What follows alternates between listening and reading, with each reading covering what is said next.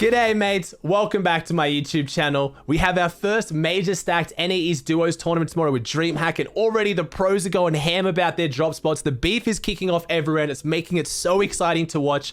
We basically had Bizzle and Macwood going toe-to-toe on Twitter, going backwards and forwards with so much flame, to the point where Macwood either photoshopped a tweet or made a fake DM from Clix, making it look like Clix was going to snake on Bizzle last minute. Then we had Clix and Bizzle had to deal with Stretch and Commandment on spawn. The fights were ridiculous. Clix was claiming that Stretch was stream sniping. Stretch was firing up the stream and then saying he was going to grief Clix, ran an ad on all the viewers and then ended stream. It was crazy. We then had Macwood and Khanada going toe-to-toe with Bugha and Avery over at Stark Industries, and unless I'm mistaken, right now the count for them is about 10-0. Bugha and Avery are absolutely wiping Macwood and Khanada, so it's already getting real spicy. I also want to keep you guys up to date. There was a tweet that Fortnite Competitive made that I think really flew under the radar. It looks like the brand new PS5 and Xboxes, which are getting released as we speak, aren't going to be able to play in tournaments for Fortnite. So I made a video talking about how they're not going to get 120 FPS on spawn.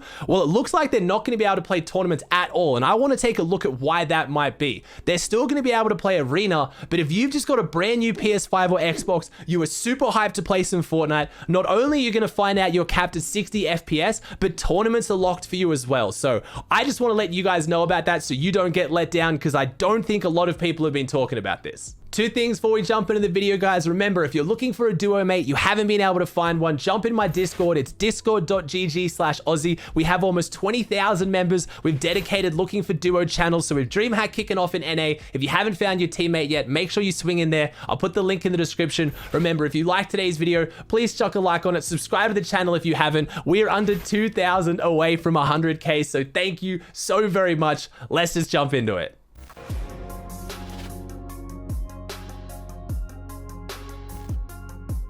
Usually when I'm talking about some of this drama and beef kicking off, I like to give you some background on exactly why it started. I don't really know why Macwood and Bizzle started going ham with each other on Twitter, because they weren't dropping on each other. They haven't been dropping on each other in the past. I can't really see why there'd be any major beef. You guys can let me know in the comments section if I've missed something. I just feel like we've had the Zayt, Saf, and Stretch beef. We've had that going backwards and forwards but against Bizzle, but I don't know why Macwood's now getting involved. Macwood's dropping over at Stark Industries with Khanada, which is an entirely different teammate that I don't think has any beef with Bizzle either. Bizzle's now playing with Clix. I don't think Clix and Macwood's have beef. I don't know what happened. I think there was a $10,000 third-party tournament going on today. It was trios. Maybe Bizzle and Macwood ran into each other in that, and that started a whole bunch of the drama. But man, things got super heated. Like, it's some of the most personal heat I've seen throw around on Twitter, and it was just really confusing to see, to the point where I thought that the tweet from Macwood was genuine, and I thought that Clix was going to leave Bizzle the night before DreamHack. But then we had pro duo scrims kick off, which was duos, and that's when we found out Clix is still with Bizzle. Clix went on stream to say that apparently it was all fake. He went through his DMs, showed that it wasn't real, so either Macwood found a really old clip and took that, or he actually forged the DM, which is a little bit strange in my opinion, but it's not more strange than what we've seen some of Fortnite drama before. But then we thought, okay, cool, Clix and Bizzle, scrims are going on, they're gonna be sweet. No, they went from drama straight into drama. You had Clix Bizzle going toe-to-toe with Stretch and Commandment. Everyone wanted to watch this fight. It's one of the most exciting on-spawn fights we've seen, and man, it did get messy.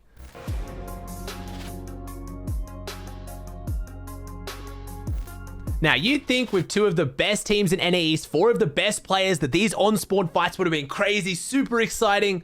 They just weren't. The first game, they all died in Storm as they were just waiting to fight. Fight 2 and 3 went to Stretch and Commandment, but it was on the back of little mistakes from Clix, and this is where Clix basically straight up just said that they're stream sniping. That's how they knew where he was. That's how they were waiting to ambush them, and this is kind of the story of the whole thing. Clix and Bizzle just getting really frustrated that they felt like they were getting stream sniped the whole time, and then in the final fight of the day, Clix and Bizzle managed to win it. They had really good loot on spawn. They managed to beat them out, and this is when things got heated because Stretch came back into Clix's chat and he started talking a bit of smack, and Clix really wasn't in the mood for it today. I'll show you how he responded.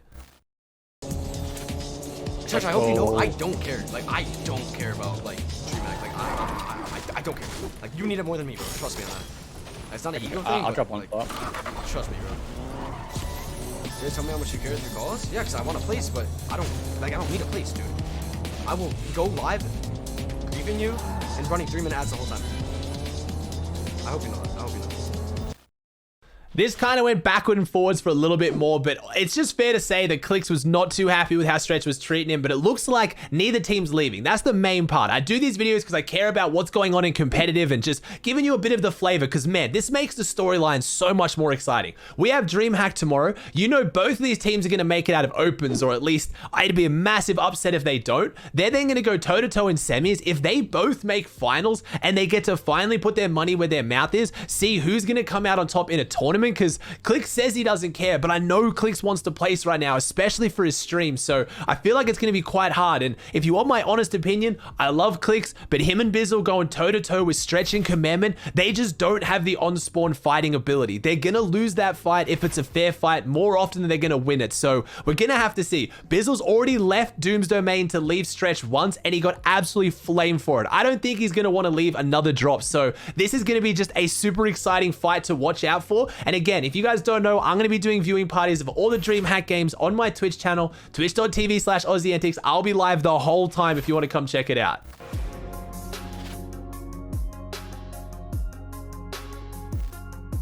They weren't the only big names on the map getting contested. We had Bugha and Avery going toe-to-toe with the newly formed Khanada and Macwood, and it wasn't as exciting. It was a straight stomp. Bugha and Avery won 10 out of the 10 times they versed Macwood and Khanada, and it's just purely off better drops. They just out-dropped them at Stark every time, and they know how to fight this drop. And at the same time, as much as I want to try and say Bugha Avery are just destroying, they're too good, when we saw Chap and Skittles going Stark Industries in duos last week against Macwood and Khanada, it was the same story. They outdropped them every time and they beat them every time. So at this point, Bugha Avery do really seem to be the kings of Stark Industries. They're back. They don't want to go Stark Lake. They want their mythic drop, and they really have shown that they clearly know how to play this drop like they have for the whole season. So I don't know if Macwood and Khanada are going to leave. There's not too many drops left on the map. Khanada, we know. So I want this to be a storyline that develops, because Khanada has been talking so much smack on Bugha. You guys have seen it on Twitter. I swear, for a while there, Khanada's Twitter was literally just there to flame Bugha. Every single tweet out of nowhere, he's just either flaming Bugha or flaming Bugha's dad. So to see Bugha just absolutely destroy Khanada right now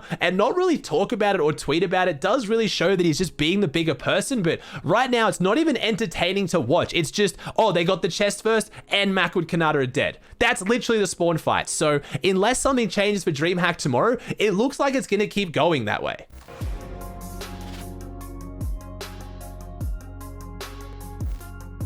There are so many other big teams. There's so many other big names coming into duos, but those are the main ones that you should be keeping up with right now. After DreamHack tomorrow, we have double open rounds, and then we have semis and finals. You already know I'm going to do some videos to keep you up to date, but now let's move on. Let's talk about what's going on with console, because right now, I'm not going to lie, I'm really feeling for you console guys.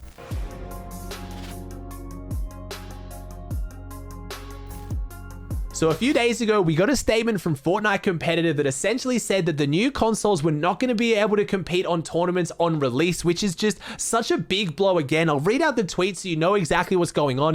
They said the PlayStation 5 and Xbox Series X/S will be unable to compete in tournaments temporarily as we work on addressing some issues we found in testing. We'll let you know when these consoles will be able to access tournaments. Arena playlists will still be available. Now, I don't really know what this issue could be. I don't think it's going to be something about competitive integrity. A few people have said, oh, maybe it's because the new consoles are going to be way better. They don't think it's fair. I don't think that's the case, because they haven't really made that statement about PC. You can still play against someone on a 60 FPS PC on a 360 FPS PC. So I think there must be an issue right now with how the PlayStation 5 and the Xboxes can maybe, I don't know, play tournaments, how the porting works, how the cross-platform works, because we've had cross-platform, but now we've got multiple consoles on the same platform. Like we've got Microsoft, we've got Sony, you've got Nintendo, but now there's two Microsoft platforms, there's two Sonys. I don't know.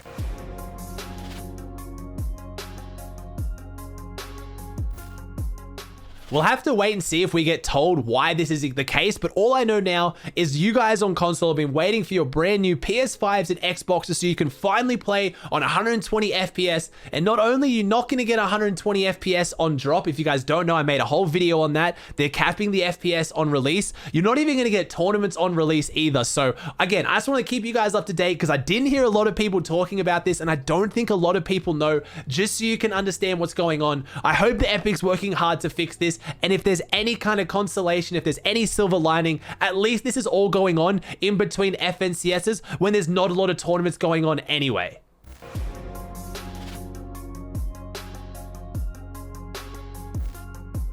The last thing I wanted to talk about, in case you missed it, was we do have Nick-A30 joining Luminosity Gaming, which is ridiculous. I've talked a few times about all these new orgs coming back in and signing talent and signing new names is only meaning good things for Fortnite as a game, as an esport. Now we have huge orgs signing even more content creators. LG's roster right now is absolutely ridiculous. I don't have too much else to say other than just I'm so happy for Nick-A30, such a good guy in the community who deserves everything he's getting. But just for us as a community, again, this is such a good sign.